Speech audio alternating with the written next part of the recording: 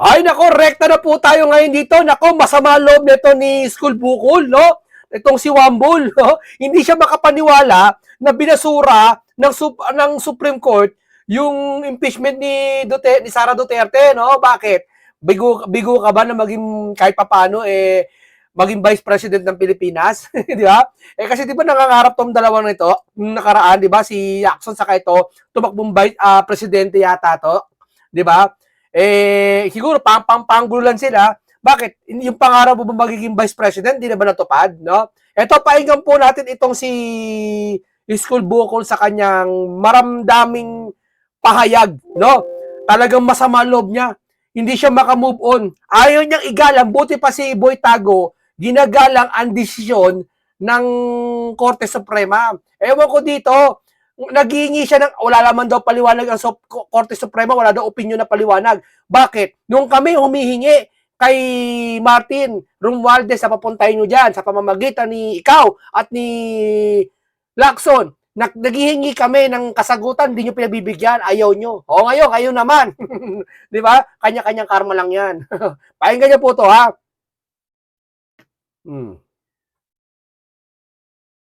Kakaiba yung ano niya eh. It's nothing short of a judicial legislation. Binago yung inamend ang konstitusyon sa pananaw ko. Okay. Tanggapin mo na lang kasi. So tanggapin mo na lang. Hindi ito sa panahon nyo. Hindi nyo na panahon, sir. Tandaan mo yan. Tumanda na kayo dyan sa Senado eh. This on record muna. Yeah. Bakit ba? Ba't para bang hindi ka ba? So far, as of last night, I've seen snippets of the decision. I have not read it fully, but hinanap mo kagad yung mga punto na dating pinag-uusapan natin kasi.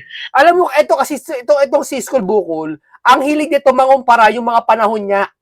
Di ba? Di ba sabi ko sa inyo, paalala ko sa inyo, yung kay Senator Dante Marcoleta, yung na issue na pinalitan yung liderato, papaalala ko ulit ha, di ba sinabi natin na kailangan sa Blue Ribbon, may lawyer. Pinaglaban niya, hindi naman daw porket Blue Ribbon, kailangan ng lawyer. Marami siyang experience sa nakaraan, hindi naman daw lawyer yung Blue Ribbon. Ganyang kahilig itong taong ito na mangumpara sa kanyang alam sa sinauna. Papaghahalataan mo talaga eh. Di ba? Kaya nga hindi namin kailangan sinaunang senador. Ang kailangan namin, bagong senador. Si Senator Dante Marcoleta. Lumayas dapat tong mga to eh. Kasi pabigat tong mga to eh. So, pabor lang. Pag hindi papabor sa inyo ang sitwasyon, gagalit kayo. Ha? Gusto nila, papabor lagi ang sitwasyon sa kanila. Di ba? Palit liderato para yung flood control. Hindi bakit yung tatanong ko sa'yo. Nagpuputok-butok ka ng butsi dyan sa impeachment na yan, na sa Supreme Court. Bakit itong flood control? Imbes na ipagputok mo ng butsi yan dyan, ibuhos mo dito sa flood control na to. Ipatawag mo si Romualdez. Di ba? Ba't ayaw mo? So, yung mga sabi ko snippets so far. Apparently, they did not directly correct in this decision some of the errors or the factual errors in the past decision. Hindi nila binanggit dito or hindi nila kinorek. So, it stands therefore yung mga factual errors din. Ito may mga loyalista, baka gawin DDS na naman yung mga Supreme Court. Gagawin DDS na naman. Meron doon, dilawan, pero bumoto ng anonymous yata, kasama siya. Unanimous ba? Unanimous. Bumoto siya, dilawan nyo, marinig mo mamaya, papakita ko sa iyo. And then, yun nga, binago Binago nila yung, parang nilang binago yung mode ng pag-i-impeach. Mas mahirap. Mas humirap na ngayon. Pag may nagpasa, tuloy pa ba impeachment nila Mike Defensor? Parang inulong na yata, hinarang eh. Diba? Ayaw, diba? Unfair sa kanila, diba? Pero pag kay Sara, tuloy. Pag kay BBM, di ba pwede? Garapalan, harap-harapan, napakadaya, no? Garapalan, no? No? Dati nga, madali. Sapagkat yan. Harap-harapan na itong mga to sa taong bayan, ginagalit tayo, no? Harap-harapan na, no? Ayaw magpasintabi, harap-harapan tayong, kahit halatang-halata sila, wala silang pakialam, nakaupo na sila eh. Nilagay sa konstitusyon niya ng mga gumawa ng konstitusyon, lalo na yung option 3, na sinatawag nilang option 2, na one-third signatures lang, forward na kagad. Hindi ba dati nga, prayer lang, pinorward na eh. Di ba? Sapagkat meron ng one-third na nakapirme. Because, kaya nilagay yan para sa isang opisyal, impeachable officer, na hindi ginagawa ang trabaho niya o merong maling ginagawa sa trabaho niya o nakakaperwisyo sa bansa, nakakaperwisyo sa ginagawa niya para sa tao, ay pwedeng madaling alisin. Hindi pwede magtagal. Kaya nilagay yun doon eh. Eh bakit natin pahihirapin yun? Katulad ng ginawa ngayon at tumihirap na. Talagang, kaya sabi ko, forgive me, but I think impeachment now is an impossible dream. That's one, no? So, Sir, sana sir, sir, wag masyadong halata yung ano nyo, yung pagpupursige niya, makikita mo sa pananalita niya, sa sentence niya, sa bigat ng paragraph niya, makikita mo yung pagpupursige niya talaga sa impeachment eh. Dapat yung ganyan, sir, narinig namin sa flood control, sir, sasalita kayo. Pwede naman kayo, kahit SP kayo eh. Ngayon nga, SP kayo, nakapagsasalita kayo sa impeachment na yan eh. Di ba? What if pa kaya yung pinagnakawan ng taong bayan, harap-harapan? Di ba? Oo. Ito isa sa mga dahilan ba't nila si Seto Marcoleta tinanggal eh. Oh, gusto nila sila lang pakikinggan. Totoo, di ba? Si Boy Tago, gusto lang siya lang pakikinggan. Nagalit nung naglabas si Marcoleta, si Amy sa minority ng bagong ebidensya para kay Romualdez imbestigahan. Ayaw, nababasusan. Gusto nyo kasi, kayo lang ang iniintindi, kayo lang ang pinakikinggan. Akala nyo kasi magagaling kami, matagal na kami senador, tumanda na kami rito. Yan na tumanim sa isip nyo at yun ang pinapa-adapt nyo sa amin. Hindi po pwede mangyari yun. Sabi ko nga, mga snippets pa lang yung nakita ko. Number 2, na gusto kong bigyan ng linaw, my position and my comments have nothing to do with personalities. It has nothing to do with Vice President Sara. It is the principle. It is the principle of ang legislation ay sa Congress, hindi sa Supreme Court.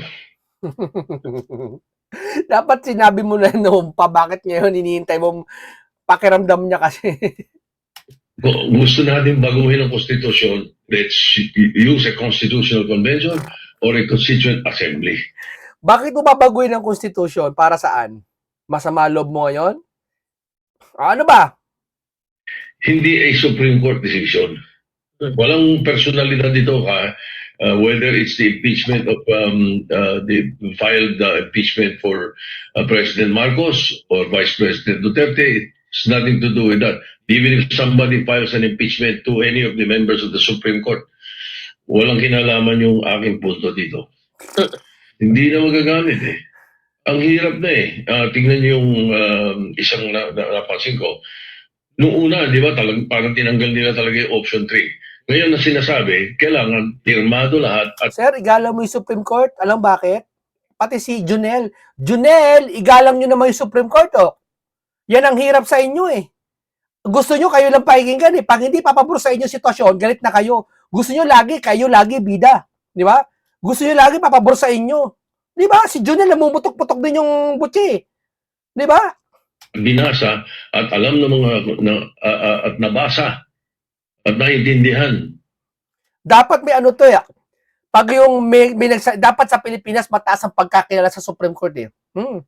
Dapat talagang gumawa ng batas to pag may magsalita, i-contempt kagad, pwede ba 'yon? 'Di ba? Kasuhan kagad. 'Di ba? Kasi pag ganyan, isang mataas na pinuno hindi ayaw tanggapin ang ng Korte Suprema. What if pa kaya yung mga mamamayan na maliliit lang? Naging babastusin ang Supreme Court. Paano tayo niyan? 'Di ba? Kagalang-galang niya, tanggapin nyo. Anong mga congressman? Ayan ang hirap pang di abogado eh. Yan ang hirap mga kababayan. Oo. Tamo si Senator Marcoleta, palibasa abogado, alam niya. Ang kanilang articles of impeachment. Alam naman natin na pagka ganun, isa lang ang magsabi na hindi. Ayokong basahin eh. Wala akong panahon bumasa. Hindi ako pumapasok eh. Hindi mo lang pinigil yun, dinelay mo. Hindi mo lang dinelay. Nasira yata pagka Vice President. Hindi kasi 'di ba, alam ko, Senate President ang magiging. Hindi ko alam ilagay nyo nga dyan sa baba kung Vice President ang pag nawala si BP, Siya ba malalagay kagad na OIC Ipinigil. ng Vice President? Siya magiging Vice President kagad. Di ba? Tapos pag na-impeach si BBM, siya Presidente. Mo na talaga ang impeachment pagka ganyan. I have read some of the comments of the legal luminaries. Talagang wow, ibang klase to. In other words, ako bottom line, ayaw na nila may impeachment sa Pilipinas. Yan ang itsura nitong decision na ginawa ng Supreme Court. Ano ayaw?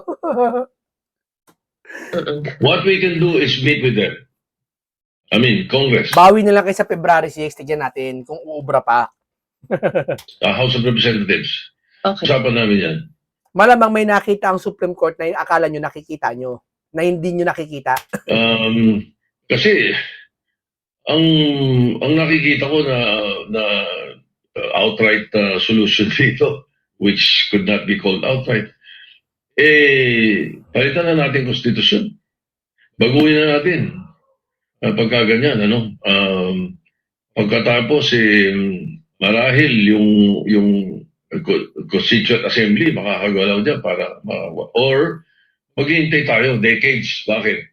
Kailangan ma-retire na muna itong mga Supreme Court Justices na to para Yan din gusto namin mangyari, sir. Hintayin namin mag-retire ka na rin. Di ba? Yan din gusto namin mangyari, sir. Kung naramdaman mo ganyan pakaramdam mo sa Supreme Court, kami 10 beses namin naramdaman yan sa'yo. Totoo lang. Oo, sir. Prangka namin siya sabi sa'yo, sir. Alam mo, sir, respeto lang, mawalang galang sa'yo, ha. Kung si Escudero, at hindi nyo pinitang liderato, wala nagkudita nangyari sa palitang liderato dyan sa Senate na yan, sana natuklasan na Senator Marcoleta kung sino big fish. Natuklasan na. Ano sasagot ng iba? Kasi pag si Marcoleta ayaw pa focus sa Duterte. Ano ayaw pa focus sa Duterte? Di i-focus nyo Duterte ngayon. Kung ayaw i-focus si Marcoleta, ba't ayaw nyo i-focus sa Duterte ngayon? Kasi baka wala kayong makita, mapahiya lang kayo. Di ba? Ayaw din namin siya, hindi naman namin siya tulad na naramdaman mo ngayon sa Supreme Court. Sana mapalitan na kagad kayo. bago kaisipan kasi unanimous. Para magkabago na isipan din. Walang dissenting opinion, wala man lang opinion otherwise. Tama, wala daw opinion yung unanimous. Sir, naghihintay din kami ng opinion sa flood control mo. Naghihintay rin kami. Ipatawag mo yung dapat kayo ni Boy Tago. No, hindi, batuhan lang to ng sumbatan lang to ng mga kapalpakan. Sumbatan mo mga Duterte, sumbatan ka rin namin kung ano yung kapalpakan. Otherwise na meron sinabi na ganito, kaya ako bumoto, explanation, wala man lang eh.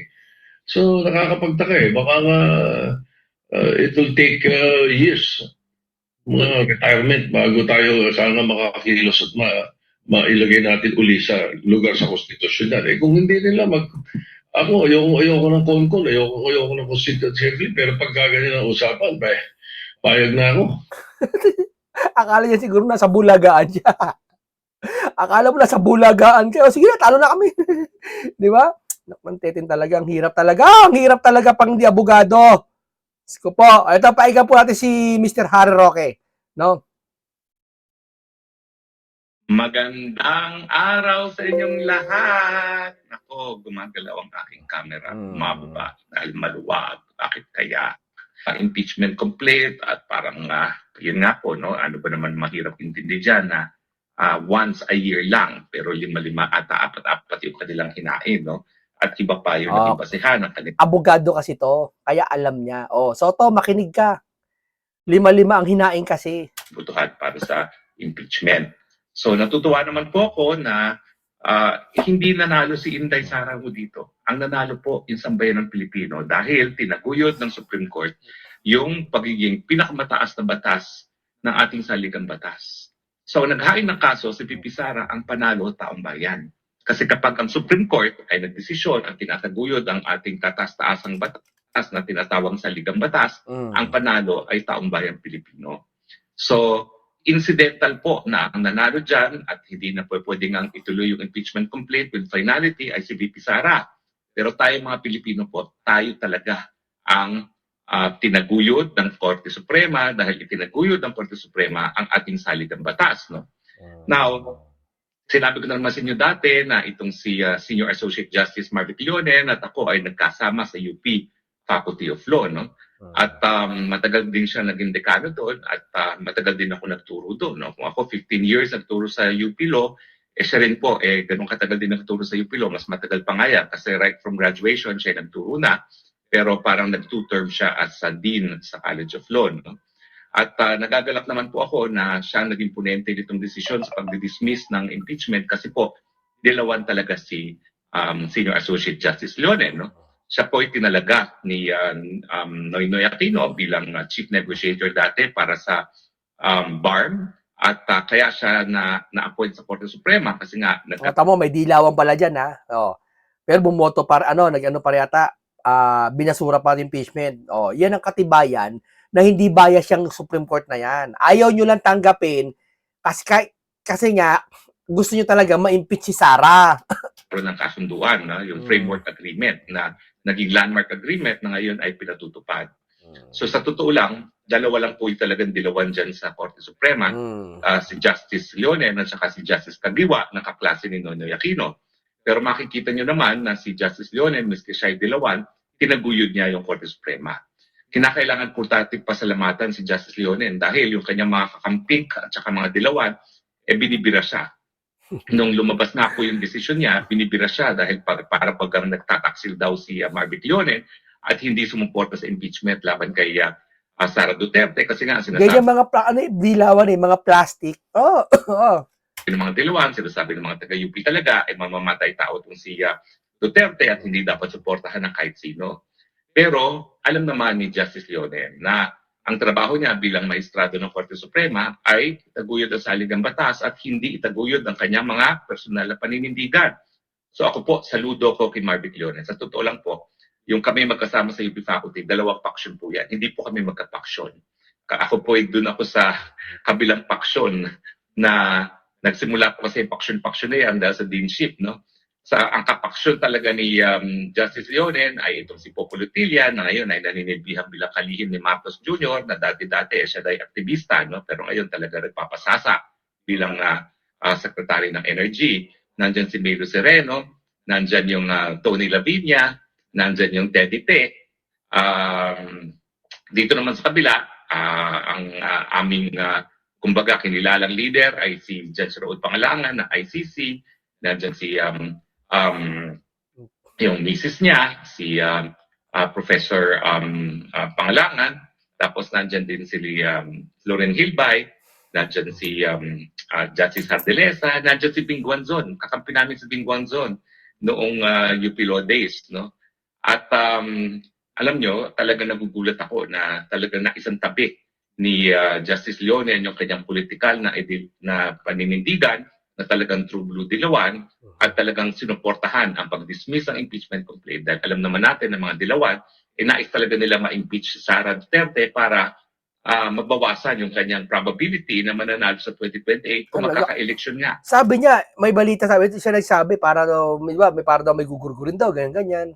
Pero ako po hindi ko po binabawi yung sinasabi ko. Ang sinasabi ko palagi, kapag hindi natin tinatanggal ang Marcos Jr. before 2028 at habang nakaupo pa rin si Marcos Jr. sa 2028, malabo po na panalunin ng mga Marcos si Inday Sara. Ulitin ko po yan. Pag hindi natanggal si Marcos Jr. before 2028, hawak niya ang makina, hawak niya ang COMELEC. Hindi nila pananaluhin si Inday Sara dahil ang plano nila Marcos forever. Yan po ay sinabi na sa akin ng isang aking trusted confidential informant na napakalapit sa mga Marcoses. Meron silang plano na Marcos 2, Marcos 2.0 at yan po ay manatili sa pwesto sa pamamagitan ng charter change, no? Natatanggalan nila ang term limits. At alam niyo ba na yung galit na yung mga tao, no? Paniwalang-paniwala sila, wala daw galit kay Marcos. Puro troll daw yun. Hindi ng mga to. Oo. Baguhin ng saligang batas, isasabay daw nila yan para daw mapanagot yung mga responsable sa mga flood scam at infrastructure scam, no?